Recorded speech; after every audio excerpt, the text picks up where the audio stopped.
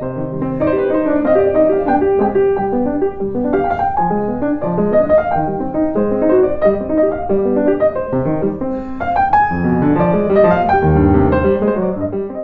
journal d'une femme de chambre, chapitre 9.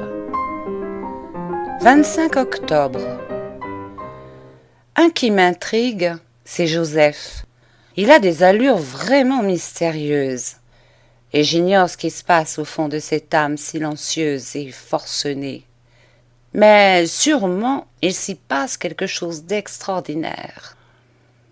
Son regard, parfois, est lourd à supporter, tellement lourd que le mien se dérobe sous son intimidante fixité. Il a des façons de marcher lentes et glissées qui me font peur. On dirait qu'il traîne rivé à ses chevilles un boulet, ou plutôt le souvenir d'un boulet. Est-ce le bagne qu'il rappelle, ou le couvent? Les deux, peut-être. Son dos aussi me fait peur.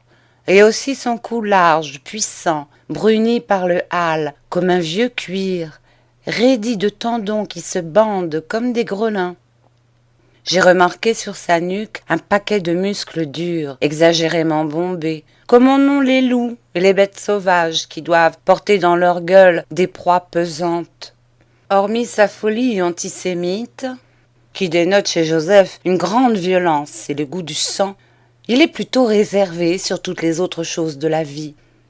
Il est même impossible de savoir ce qu'il pense. Il n'a aucune des vantardises, ni aucune des humilités professionnelles par où se reconnaissent les vrais domestiques. Jamais non plus un mot de plainte, jamais un débinage contre ses maîtres. Ses maîtres, il les respecte, sans servilité, semble leur être dévoué sans ostentation. Il ne boude pas sur la besogne, même la plus rebutante des besognes. Il est ingénieux, il sait tout faire, même les choses les plus difficiles et les plus différentes, qui ne sont point de son service. Il traite le prieuré comme s'il était à lui, le surveille, le garde jalousement, le défend. Il en chasse les pauvres, les vagabonds et les importuns, flaireurs et menaçants comme un dogue. C'est le type du serviteur de l'ancien temps, le domestique d'avant la Révolution. De Joseph, on dit dans le pays, il n'y en a plus comme lui, une perle. Je sais qu'on cherche à l'arracher au Lanlaire. De Louviers, d'Elbeuf, de Rouen, on lui fait des propositions les plus avantageuses. Il les refuse et ne se vante pas de les avoir refusées. Ah, ma foi non, il est ici depuis 15 ans, il considère cette maison comme la sienne. Tant qu'on voudra de lui, il restera. Madame, si soupçonneuse et qui voit le mal partout, lui montre une confiance aveugle. Elle qui ne croit à personne, elle croit à Joseph, à l'honnêteté de Joseph, au dévouement de Joseph. Une perle, il se jetterait au feu pour nous, dit-elle. Et malgré son avarice, elle l'accable de menues générosités et de petits cadeaux. Pourtant, je me méfie de cet homme. Cet homme m'inquiète. Et en même temps, il m'intéresse prodigieusement. Souvent, j'ai vu des choses effrayantes passer dans l'eau trouble, dans l'eau morte de ses yeux.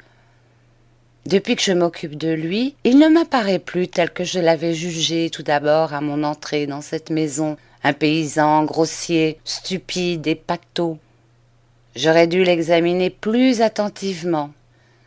Maintenant, je le crois singulièrement fin et retors, et même mieux que fin, pire que retors. Je ne sais comment m'exprimer sur lui.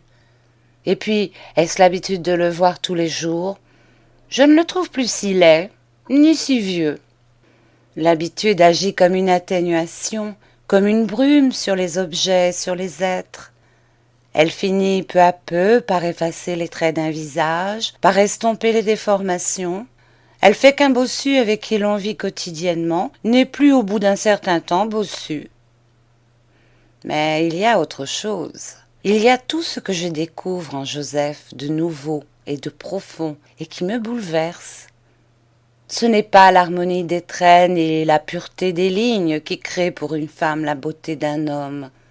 C'est quelque chose de moins apparent, de moins défini, une sorte d'affinité, et si j'osais, une sorte d'atmosphère sexuelle âcre, terrible ou grisante, dont certaines femmes subissent, même malgré elles, la forte hantise. Eh bien, Joseph dégage autour de lui cette atmosphère-là. L'autre jour, je l'ai admiré qui soulevait une barrique de vin. Il jouait avec elle ainsi qu'un enfant avec sa balle de caoutchouc. Sa force exceptionnelle, son adresse souple, le levier formidable de ses reins, l'athlétique poussée de ses épaules, tout cela m'a rendue rêveuse. L'étrange et maladive curiosité, faite de peur autant que d'attirance, qu'excite en moi l'énigme de ces louches allures, de cette bouche close, de ce regard impressionnant, se double encore de cette puissance musculaire, de cette carrure de taureau. Sans pouvoir me l'expliquer davantage, je sens qu'il y a entre Joseph et moi une correspondance secrète, un lien physique et moral qui se resserre un peu plus tous les jours. De la fenêtre de la lingerie où je travaille, je le suis des yeux quelquefois, dans le jardin. Il est là, courbé sur son ouvrage, la face presque à fleur de terre, ou bien agenouillé contre le mur où s'alignent les espaliers. Et soudain il disparaît, il s'évanouit. Le temps de pencher la tête, et il n'y a plus personne. S'enfonce-t-il dans le sol? Passe-t-il à travers les murs? Il m'arrive de temps en temps d'aller au jardin pour lui transmettre un ordre de madame. Je ne le vois nulle part, et je l'appelle. « Joseph? Joseph? Où êtes-vous » Aucune réponse. J'appelle encore. « Joseph? Joseph? Où êtes-vous » Tout d'un coup, sans bruit, Joseph surgit de derrière un arbre, de derrière une planche de légumes, devant moi. Il surgit devant moi dans le soleil avec son masque sévère et fermé, ses cheveux aplatis sur le crâne, la chemise ouverte sur sa poitrine velue. D'où vient-il? D'où sort-il? D'où est-il tombé? Ah, Joseph, que vous m'avez fait peur!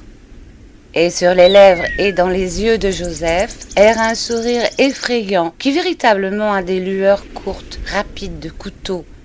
Je crois que cet homme est le diable. Le viol de la petite Claire défraie toujours les conversations et surexcite les curiosités de la ville. On s'arrache les journaux de la région et de Paris qu'ils racontent. La libre parole dénonce nettement et en bloc les Juifs et elle affirme que c'est un meurtre rituel. Les magistrats sont venus sur les lieux.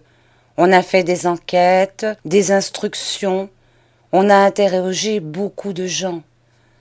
Personne ne sait rien.